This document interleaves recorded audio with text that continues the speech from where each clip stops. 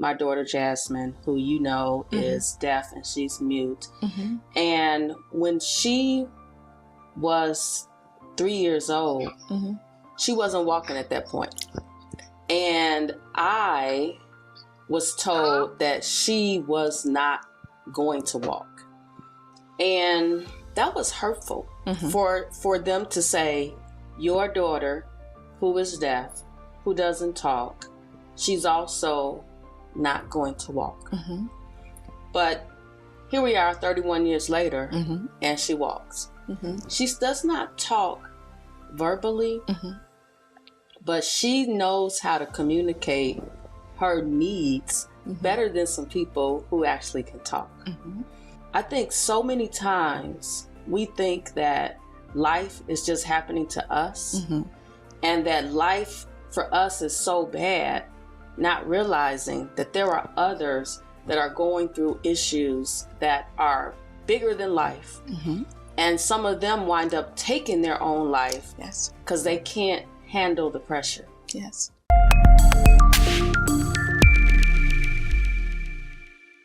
Hello, everyone. Dr. Lisa L. Campbell here, the Growth Motivator, and welcome to the first episode of the Growth Motivator Live.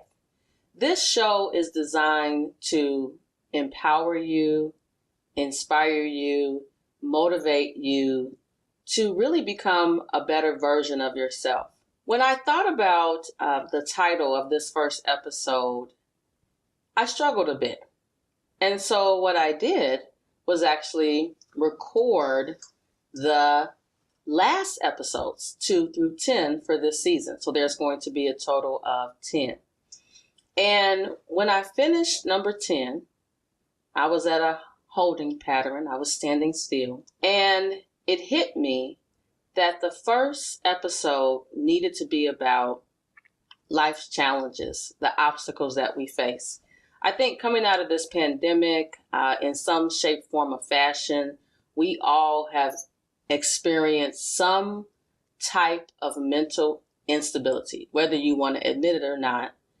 But, life happens. And I think it's important for us to be equipped with the tools to handle when those moments do arise. So today, my very first guest is a woman who I know because she is my niece's grandmother. We're too young to be grandmothers, I know. But I invited her here because I had a feeling that I wasn't the only one that experienced some life obstacles. I could sense that she has experienced some life obstacles. When you look at her, every time I see her, she looks amazing. Sometimes I will have on jogging pants and a t-shirt, and she is always dressed beautifully from head to toe. I'm working on that. But her name is Mrs. LaShawn Lee, and I'm going to have her tell you about her background, what she does, who she serves, and then we're going to get into some questions. Thank you so much for having me, Dr. Campbell. My name is LaShawn Lee, and I am the CEO and founder of the Cara House. I am also a professionally trained life coach. The population that we serve at the Cara House is mainly at-risk youth. There are young adults who have fallen along the wayside, too old for some services, too young for others. So we try to meet them where they are. We provide educational services. We provide CPR services. We provide vocational services to help them along the way. I am, as I said earlier, also a life coach because in serving this population of people, we've learned that they need help. They need help in all areas and aspects of their lives. So that is why we started I Choose Me coaching services to help them, with the things that they need in life. I have faced many obstacles, both professionally and personally. I take a different approach to obstacles, but we'll talk about that a little later.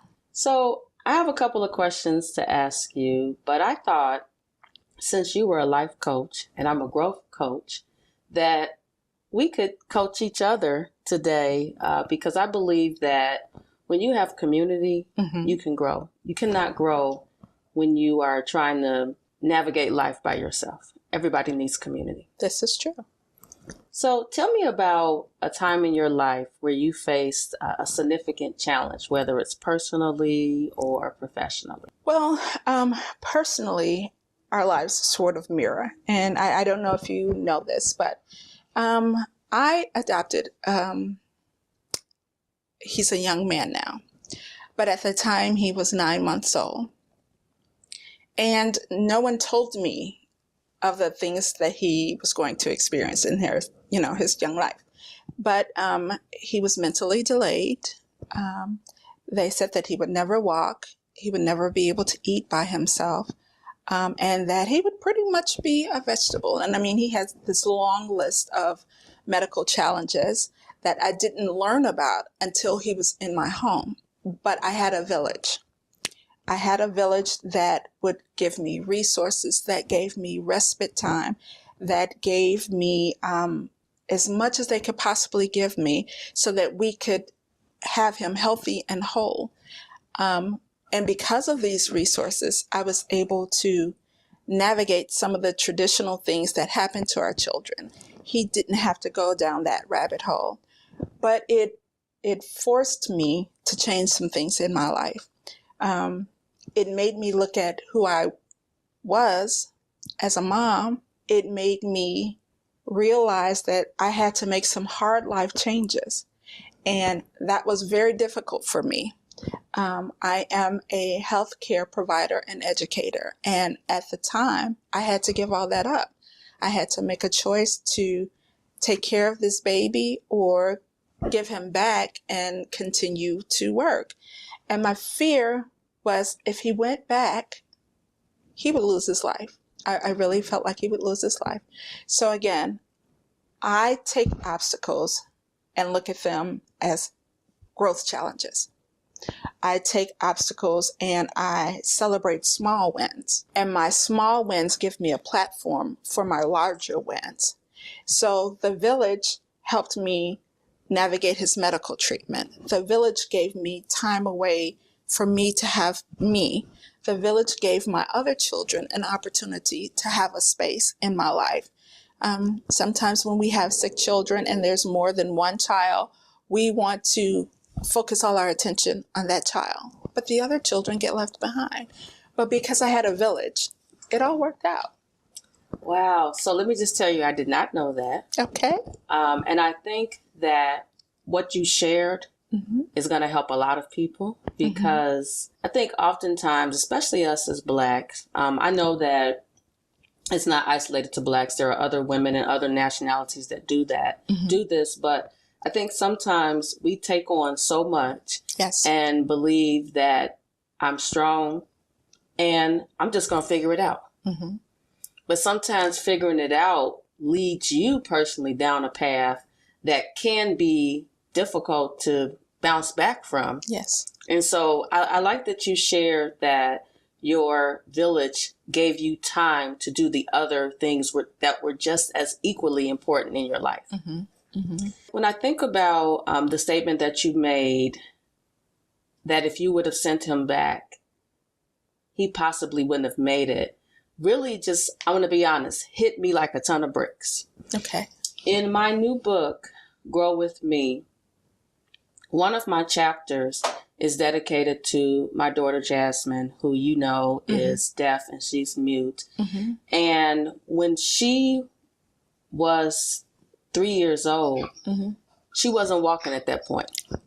And I was told that she was not going to walk. And that was hurtful for them to say, your daughter, who is deaf, who doesn't talk, she's also not going to walk. But here we are 31 years later, and she walks.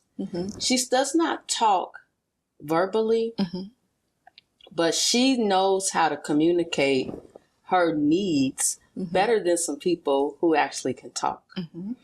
Also, I'm reminded of last year, there was a young autistic boy in the suburb that's not too far from us, whose father dropped him off at a daycare, and they told him, oh yeah, we got this. And then really like 30 minutes after he left, the caregiver strapped him in a chair so she could take a shower. And within this 30-minute time frame, I guess from being strapped in the chair, the baby died. And so I thought about that, and I actually referenced that in my book, because I think so many times we think that life is just happening to us, and that life for us is so bad, not realizing that there are others that are going through issues that are bigger than life. And some of them wind up taking their own life because they can't handle the pressure. Yes. Well, I have a question for you, Dr. Campbell. At what point in your life did you realize that you can handle taking care of Jasmine? Ooh, that's a good question. And I talk about this a lot in the book. Okay. So first, let me say this. Children don't come with the user's manual. No, they don't. Like a car. No. And my mother, Yolanda, when I would say to her, I'm not going to make it, she said, and she said this repeatedly, Jasmine is going to be all right. So it was a combination of my mother, but it was also that one point in my life when I tried to take my own life that I realized that I was stronger than this. My grandfather, a World War II veteran, currently 102 years old. Back then, I watched him work and provide for his family. And I watched the Campbells be good citizens and good people and do the things that they needed to do to navigate life. It was that moment when I was sitting in the bed at Hartgrove Hospital. The nurse said, nothing wrong with you. And honestly, I don't know if that was a fair statement. Yeah, something was wrong with me. I was hurting, and I thought the way to kill the pain was to take 30 Tylenol. And that would solve all my problems because I would no longer be here. But when I left that hospital, that was probably one of my lowest points in life. And I realized that it was time to change. Not only for me, but for Jasmine. Mom always says, children don't ask to come here. And so since she was here, and since God gave her to me, it was my responsibility to take care of her. And in order to take care of her, I had to take care of me first.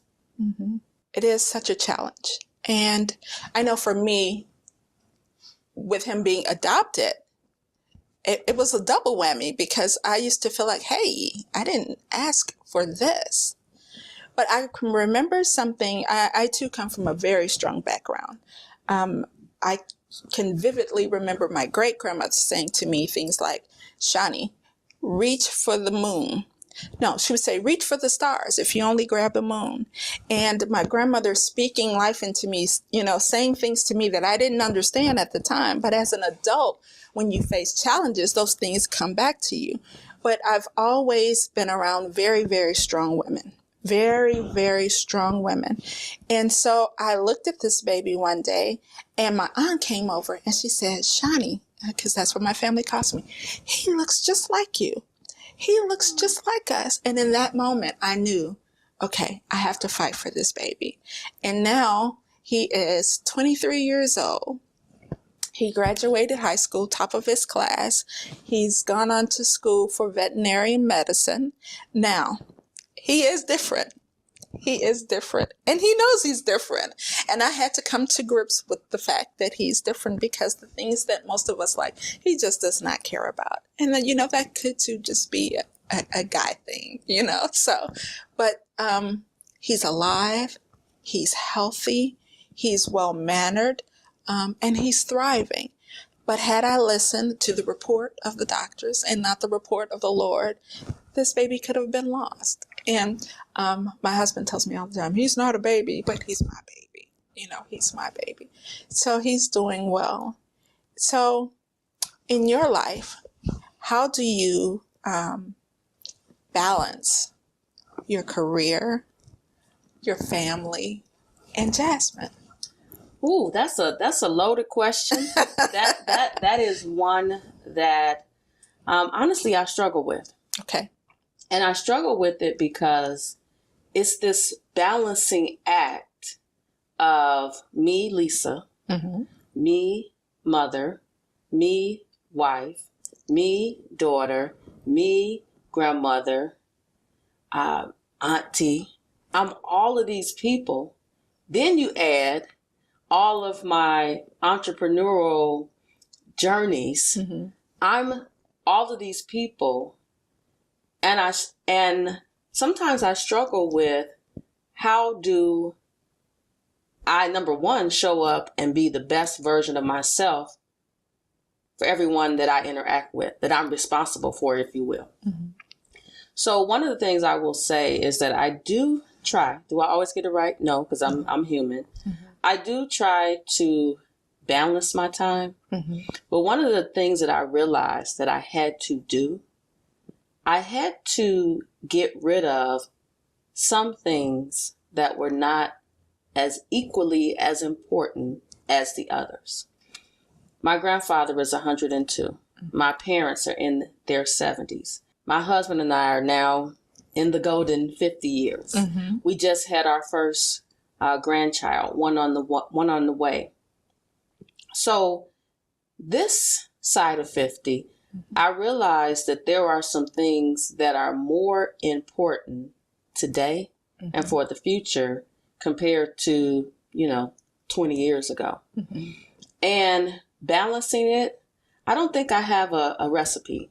I think that I try to plan to do things.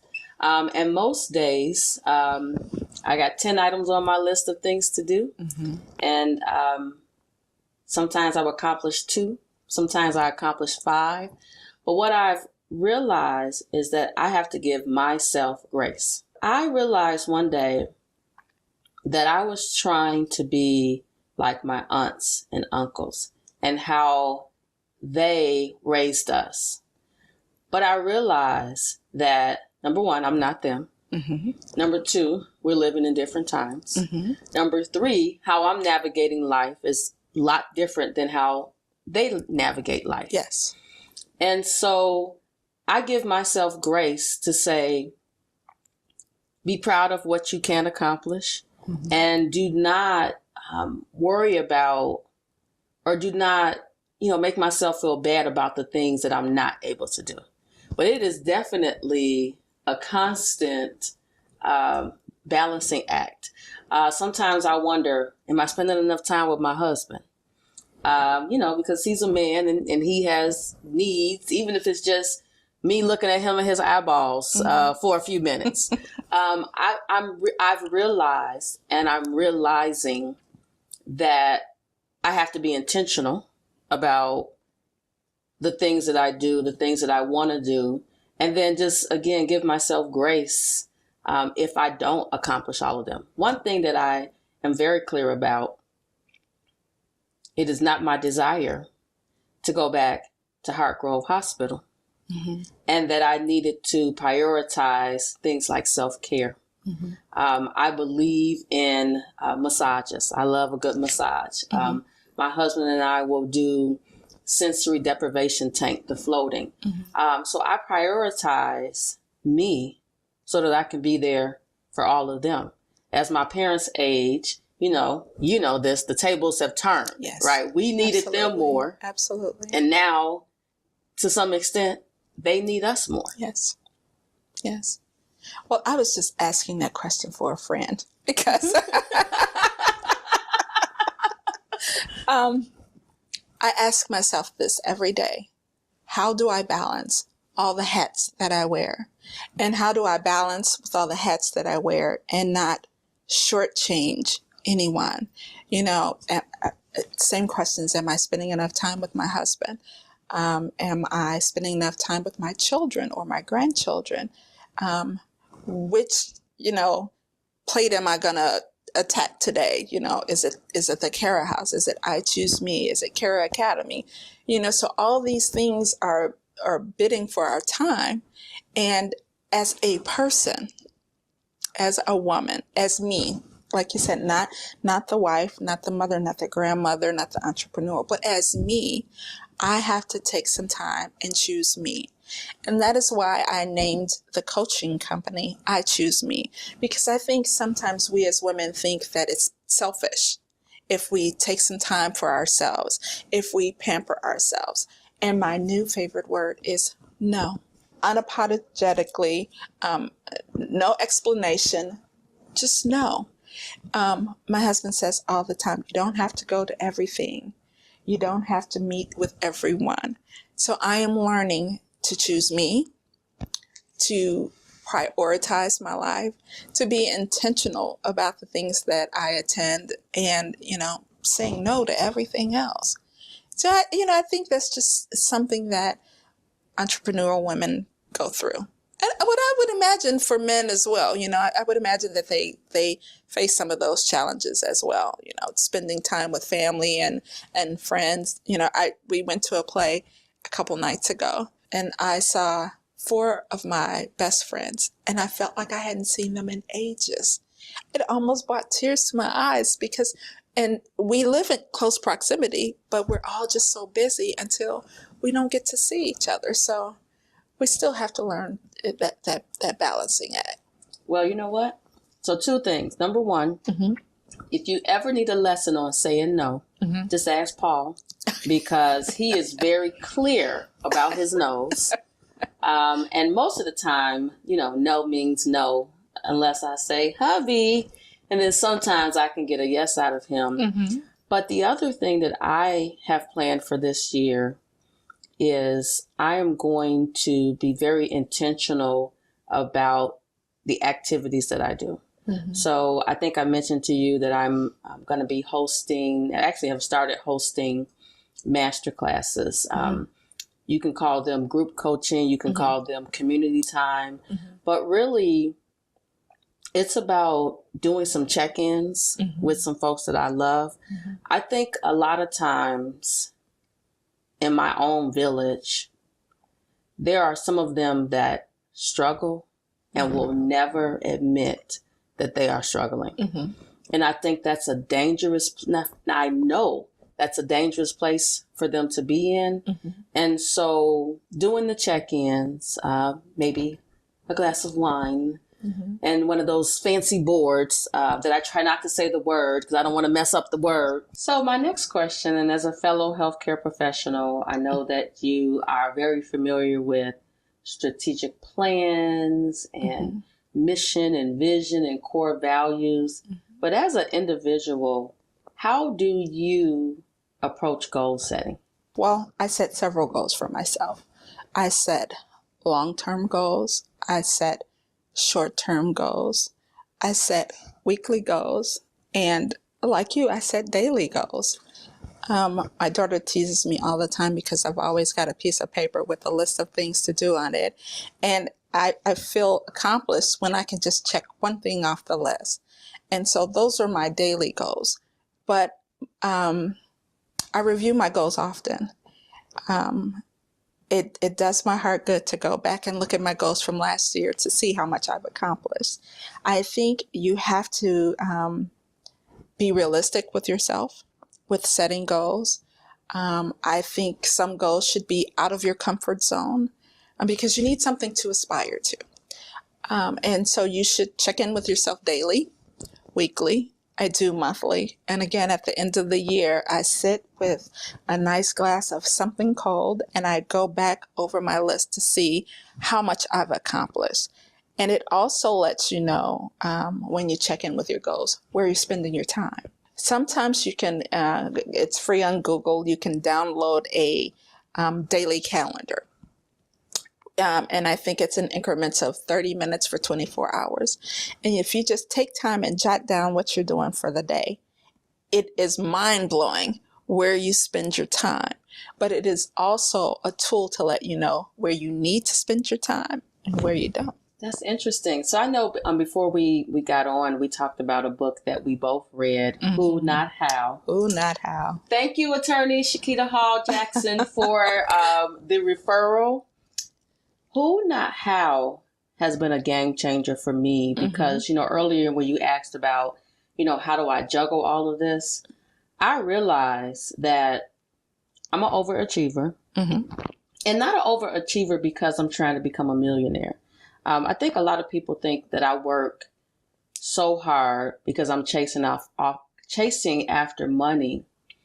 I've always worked a lot of jobs, teaching here and teaching there. Because number one, it has afforded me a lifestyle that I enjoy. I enjoy traveling. I enjoy, going out for a nice dinner. But honestly, one of the things that's in the back of my mind every minute of the day is what's going to happen when I'm no longer here. What resources will be available for my daughter to whomever is, the new guardian for her. My second oldest, third oldest children, I know that they are going to make sure she's okay. But I want to make sure that financially it's not a burden, right? Because our son has 2 children, one on the way, right? So I don't want it to be a situation where they're so overburdened financially that she becomes a ward of the state. So I work hard, number one, because I actually enjoy it. I enjoy what I do. And when you enjoy what you do. Yes, it doesn't feel like work. No. But I do have to really be aware. And Paul just said recently, you cannot be at the office all night. It's getting bad out here. And I want you to come home. And so I respect that. And so in looking and reading and meditating on Who Not How, I freed up portions of my day because I take this 8.5 by 14 sheet of paper and I write down all of the things that I need my who's to do so that I can continue to focus on being the mastermind behind this operation. And it's been powerful. You have to do that because someone told me, LaShawn, you cannot be the CEO and the secretary. Something has to give. So there's a part in the book where he says, one of his clients said, I can't afford to pay him. And then he says, you can't afford not to pay him. Because paying him, like you said, would free up your time to do the things you need to do for your business. So that's a concept that a lot of us have to wrap our heads around because we are so busy watching the bottom line, the dime on the penny and the penny on the dime until we feel like if we let that penny and that dime go, then it's going to break us. When in all actuality, it frees us up to make more pennies and more dimes. So I'm glad you mentioned that because I think that's a constant struggle in my household. Okay. I am pretty sure that my husband feels that my businesses are going to bankrupt us. And being an entrepreneur, you got to be a risk taker. Yes, you do. Because number one, there's this misconception. You have a business, so you must have a lot of money. When in actuality, you're living, day to day, yes, just like everybody else. Yes. The difference is that you're focused on working for you. A lot of people are held hostage by salary and benefits. Yes. Now listen, there's nothing wrong. Nothing at all. With a good old 9 to 5. Nothing. But this girl here, like a little flexibility, right? If I want to, in the middle of the day, go sit down and have lunch with myself, and that lunch is 2 hours, I want to be able to do that.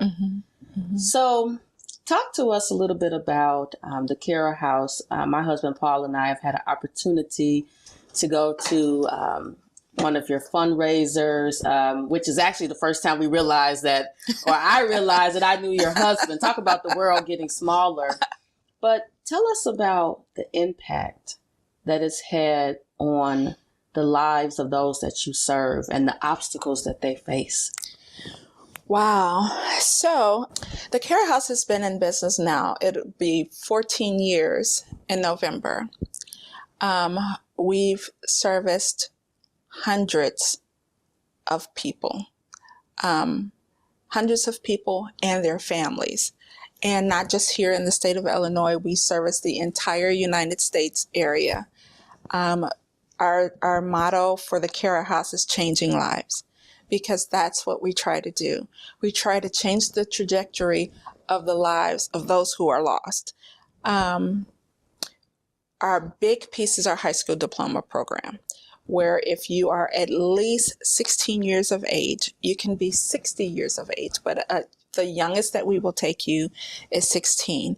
You have the opportunity to earn your high school diploma in the comfort of your home. There are no deadlines to meet. There are no classes to attend. And we structured the program this way because a lot of our children are transient. A lot of them are homeless. A lot of them are entangled with the law. They're not sure where they're going to be from one day to the other. So it's unrealistic to ask them to come in and sit and take classes for this program. We are registered with the Board of Education, so it is a legitimate program. We give our students 180 days to complete, which is roughly a little more than 6 months. However, we will work with you if you need more time. But we do this because at minimum, you need your high school diploma to find a decent, well-paying job. After the Cara House with the high school program, again, we do small programs that you can earn a certificate, place you in atmospheres with other professional people in hopes that you will go on to further your education. Recently, maybe 2 months ago, we had one of our students graduate from nursing school in Southern University. We've had people go into the service. We've had people start their own businesses. So we really are trying to change lives. It's important. It's not about the money at this point, because I feel blessed when I know I had a part in changing someone's life and changing their lives for the good.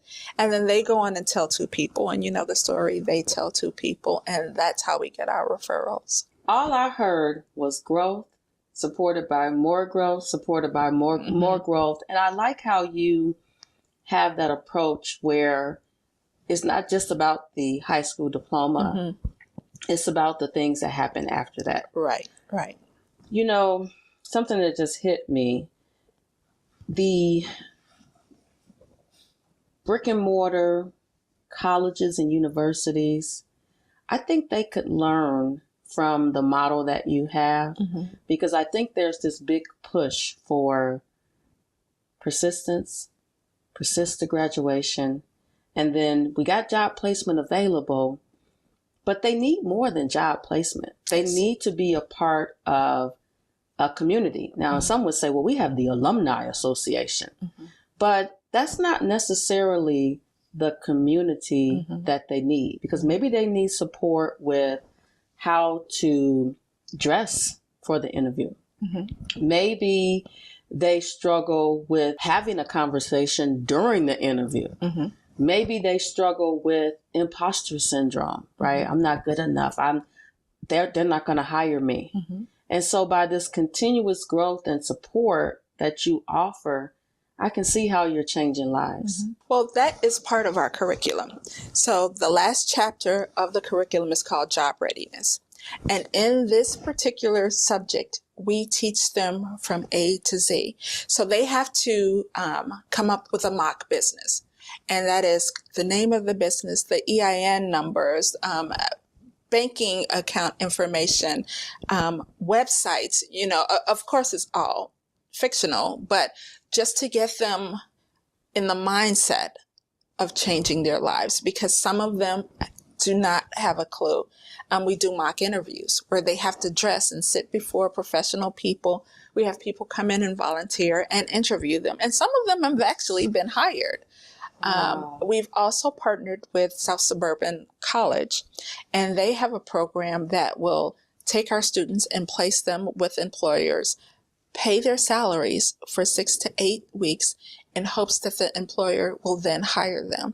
So again, we're trying to hit it from all aspects in hopes that we can change someone's life. Oh, I believe you are, because what I'm seeing is that you're giving them a pathway to employment, pathway to future, pathway to improving the quality of their lives instead of a pathway to prison. Yes. Which is what most things are structured for right now, unfortunately. And so we're trying to hit them or grab them before they make it to that point. I love it. My husband and I recently went to a grammar school to volunteer. And so one of the things that we're going to do as a part of our coaching is to go into the public schools. I believe that kindergarten is the time to start coaching young people, because sometimes they're not getting that male influence, in the house. And it's not that their family members don't have the ability to do so. They don't know how. Yes. So by helping at that young age, kindergarten, first grade, second grade, showing them that there's more than life than the 606, right? That they can become a law-abiding citizen. They can become some of the people that they see on TV. Not like they're going to be the Kardashians or, the Tesla guy or the Google guy or the Microsoft guy, but whoever they're destined to be, giving them that support. So I have enjoyed our conversation together today. I actually always enjoy our conversations. And so, one last question. Okay. And that question is, this is a heavy one. Okay. Can you tell us about a time when you had to step out of your comfort zone and how it led to personal growth or professional growth? The one time that I had to step outside of my comfort zone is when I started my business. I was the new entrepreneur, and the lady that was mentoring me told me how many thousands of dollars I would make a week, and I was ready to quit my 9 to 5 because I am going to be rich. And then several months later, it hit me. This isn't going to happen overnight. And so the services that I needed to provide, I did not have the backing, the certifications, nor the education to provide. So I had to step outside of my comfort zone, ask for help, go back to school, exhaust a lot of savings, but I knew what the end result would be. But at the time, it just seemed to be a bit much. I have a very difficult time asking for help. And at that particular time, I had to ask for help. I had to ask for help financially. I had to ask my village to watch my children because they were small at the time so that I could go back to school. I had to ask for help with the certifications because all those things needed to be in place for my job or my career to be legitimized. I couldn't go off saying, oh, I'm going to do this, and I didn't have the necessary documents and credentials behind me to make that happen. So that was very uncomfortable for me because working in healthcare, I was set. I was 25 years in, making a really good salary. I had tenure, I had pension. So to do this all over again really pushed me out of my comfort zone. Wow. And you know what I gathered from that? What's that? I choose me. I choose me. I did. I chose me because I believed that God wanted me to do this. And because I believed that God wanted me to do this, I believed that he would provide. And he did. I love it. You made me a little teary-eyed, and I don't know if this menopause, 'cause I'm either hot or crying. But you know what? Actually, I love the menopausal stage because crying does not mean I'm weak. Mm-hmm. Crying allows me to shed all of the weight that is holding me back. Mm-hmm. And when I let go of it, I come out with my boxing gloves on and I am ready to help everybody that's willing to listen grow. Mm-hmm. Mm-hmm. And I think that's powerful because it's not about the money. Now, listen, I still got to eat. This is true. And I like to eat. I like to eat. I got to pay my trainer. That's right. Right? I can't go to him for free. Mm-hmm. Right? Gas is $10. I need gas. $10 a gallon, it seems like. Eggs are $10, right? So I got to eat. But I have to be in a place where I can help others grow. And I can't help them if I'm weighed down. So as I'm shedding all of this mental, physical, emotional weight, I'm coming out swinging. And anybody and everybody that's ready to grow, they can join this train. So tell our viewing audience how they can find you, because I know even though I'm a coach, you're a coach, there's no competition. No. Because we are both walking in the spaces that we're walking in. The right people that need to be attracted to us will be attracted to us in the services that we provide. Preferably, we will be able to repel those that do not need to work with us. And I'm sure our husbands will handle that part. Absolutely. But tell everyone how they can reach you for both of your brands, because the services that you provide are much needed.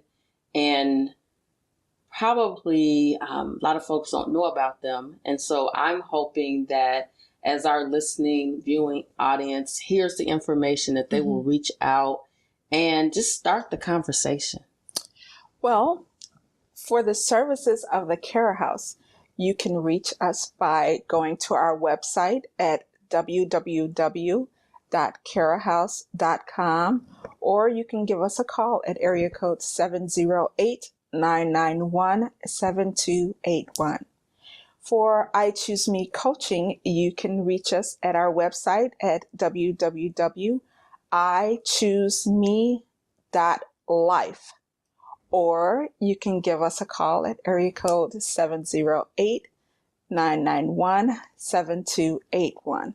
And we look forward to hearing from you. Now, I got to clarify something, because, even though we're going to have this on the screen, the people want to know how you spell the Cara House, because, So Cara House is spelled CARRAHOUSE.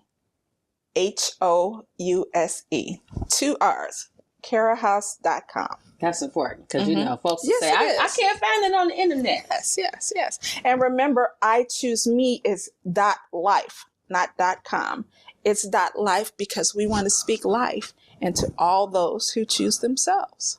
And I choose me every day. Yes. All day. Yes. Because I think it's important. And you got to choose you so that you can be there for everybody else. That is true. But, so often we are the last on our list if we make it to our list. And we don't see us as a being.